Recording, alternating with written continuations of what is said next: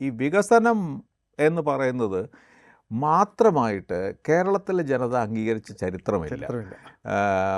എന്നാൽ പിന്നെ sir C P Ramaswami Iyer തിരുവിതാംകൂറിലെ ഏറ്റവും വലിയ അടിസ്ഥാന സൗകര്യ വികസനത്തിൻ്റെ ഏറ്റവും വലിയ സർ സി പി ഐ വെട്ടി ഓടിച്ചത് ഇടതുപക്ഷമാണ്. അതിൽ കമ്മ്യൂണിസ്റ്റുകാരായിരുന്നില്ല മുമ്പിൽ നിന്ന്, പക്ഷേ ആ രാഷ്ട്രീയ മുന്നേറ്റത്തിൻ്റെയൊക്കെ മുമ്പിൽ അതായിരുന്നു. അപ്പം ഇപ്പോൾ ഇന്ദിരാഗാന്ധി അടിയന്തരാവസ്ഥ വാസ്തവത്തിൽ കേരളത്തിൽ വിജയിച്ചു എന്നുള്ളത് ശരിയാണ്, അടിയന്തരാവസ്ഥ കഴിഞ്ഞിട്ട് അവർ ജയിച്ചു. പക്ഷേ ഞാൻ പറഞ്ഞ കേരളത്തിൽ മാത്രമല്ല, ഇന്ത്യയിൽ വികസനം കൃത്യമായി ട്രെയിൻ ഓടി, കൃത്യമായി സ്കൂൾ തുറന്നു, ഓഫീസ് പ്രവർത്തിച്ചു.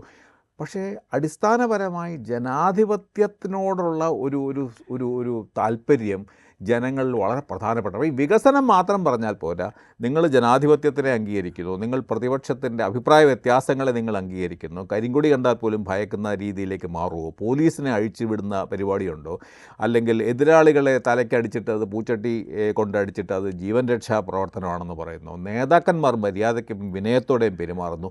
ഇതെല്ലാം കേരളത്തിലെ ജനങ്ങൾ വളരെ ശ്രദ്ധിക്കുന്ന ഒരു കാര്യം. എനിക്ക് തോന്നുന്നൊരു കാര്യം, ഈ കെ കരുണാകരനായിരുന്നു ഒരു കാലഘട്ടത്തിൽ വികസന നായകൻ. ഇപ്പോൾ കലൂർ സ്റ്റേഡിയം കൊണ്ടുവന്ന്, എയർപോർട്ട് കൊണ്ടുവന്ന്, ഇങ്ങനെ വലിയ വികസനങ്ങളുടെ ഒരു വലിയ കുതിച്ചുചാട്ടം ആ കാലത്തുണ്ടായിരുന്നു. അതെ. പക്ഷേ പിന്നീട് എന്ത് സംഭവിച്ചു? അതെ, അതാണ് ഞാൻ പറയുന്ന കേരളത്തിലെ ജനത കൂടുതലും അടിയന്തരാവസ്ഥ കാലത്തിൻ്റെ ആണ് പലരും പറയുന്നത്. അങ്ങനെയല്ല. പക്ഷേ അടിയന്തരാവസ്ഥ കാലം മറ്റു സംസ്ഥാനങ്ങളെ പോലെ ഭീകരമായിരുന്നില്ല കേരളം എന്നുള്ളത് സത്യമാണ്. അപ്പോൾ പിന്നെ മൂന്നാമത്തെ കാര്യം, ഇതൊരു പഴയ കാലത്തെ പോലെയല്ല. പണ്ട് നിങ്ങൾക്ക് ഈ പറഞ്ഞ പോലെ സമാന്തരമായിട്ടുള്ള പാർട്ടി ക്ലാസ്സസ് ഉണ്ട്.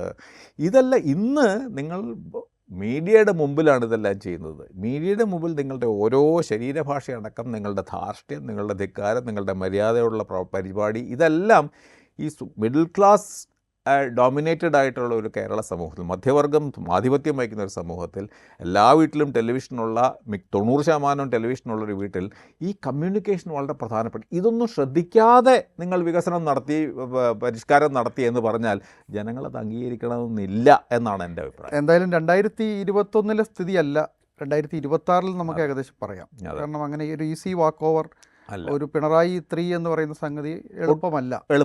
അതേ സമയത്ത് ഒരു UDF അനുകൂല തരംഗം എന്നുള്ളത് നമ്മൾ ലോക്സഭാ തെരഞ്ഞെടുപ്പ് കാലത്തും പിന്നെ പഞ്ചായത്ത് തെരഞ്ഞെടുപ്പ് കാലത്തും ഉണ്ട് എന്ന് കരുതിയിരുന്നത് പോലെ ഉണ്ടോ എന്നുള്ളതും സംശയമാണ്. ഒരു വളരെ കടുത്ത പോരാട്ടത്തിലേക്ക് പോവുകയും അവിടെ തീർച്ചയായിട്ടും 2021 അപേക്ഷിച്ച് UDF മേൽക്കൈ ഉണ്ട് എന്നുള്ളതിനെപ്പറ്റി എനിക്കൊരു സംശയവുമില്ല. പക്ഷേ അതെല്ലാം എത്രമാത്രം ഭൂരിപക്ഷത്തേക്കാണ് പോകാൻ പോകുന്നത്.